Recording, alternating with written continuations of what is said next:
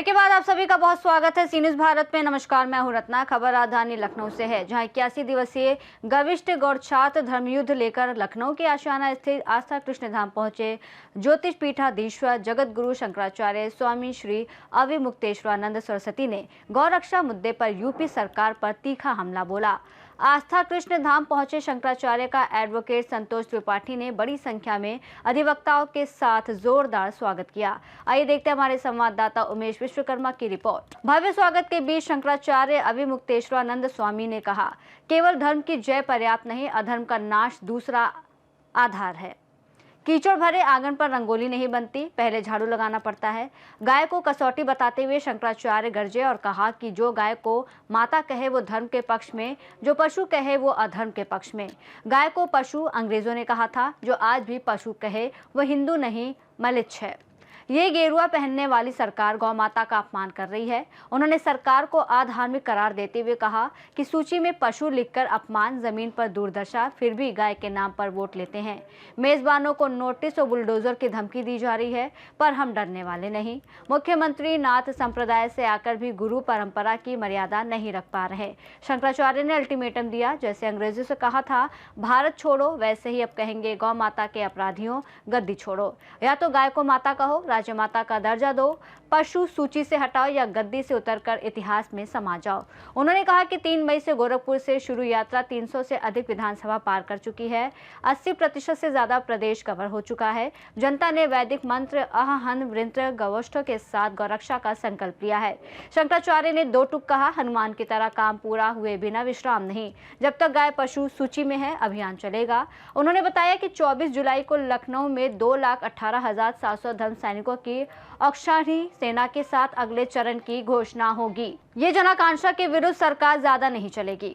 अभी हम गविष्ठी यात्रा के माध्यम से 85% उत्तर प्रदेश की यात्रा करते हुए लखनऊ इस समय आए हैं और हमने जनता से संवाद किया है। जनता कहती है कि गाय पशु नहीं है, माता है, और उत्तर प्रदेश की सरकार गाय को पशु घोषित करके तदनुसार उसके साथ व्यवहार कर रही है। ये जनाकांक्षा के विरुद्ध कार्य है, जो कि उनको नहीं करना चाहिए।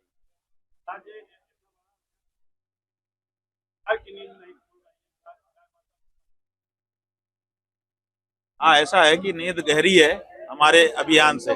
अभी हमको और भी तेज आवाज उठानी पड़ेगी, यही हम मानते हैं।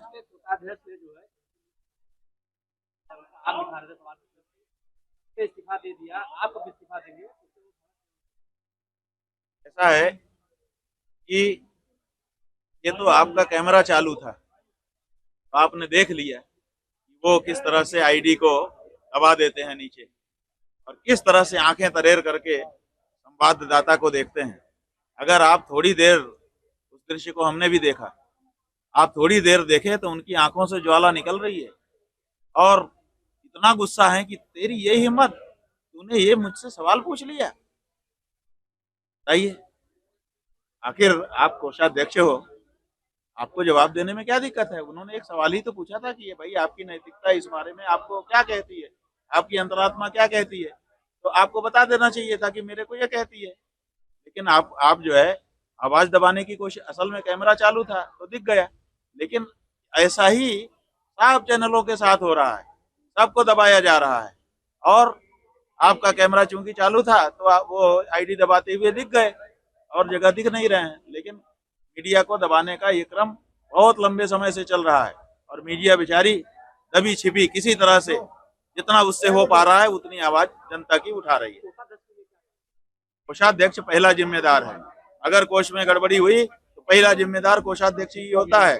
सबसे पहला कान उसका ही पकड़ा जाना चाहिए था, लेकिन वो बचा हुआ है और आज भी प्रेस वार्ता करके प्रेस रिलीज जारी कर रहा है।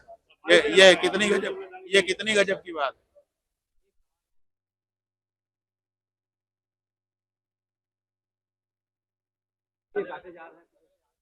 ऐसा है कि सब आंकड़ा इंटरनेट पे उपलब्ध है और जो गोमांस का निर्यात भारत से हो रहा है उसके सब आंकड़े इंटरनेट पे उपलब्ध हैं, कुछ छिपा हुआ नहीं है। सरकार से यही कहेंगे कि हमारी गाय हमारी माता है और उसको पशु कहना ये हमारी गौ माता का और हमारे सनातन धर्म का और हमारी संस्कृति का अपमान है। ये करना छोड़िए, और नहीं तो जैसे अंग्रेजों को हमने गौ माता को पशु कहने के कारण भगाया, ऐसे ही आपको भी गद्दी से उतारा।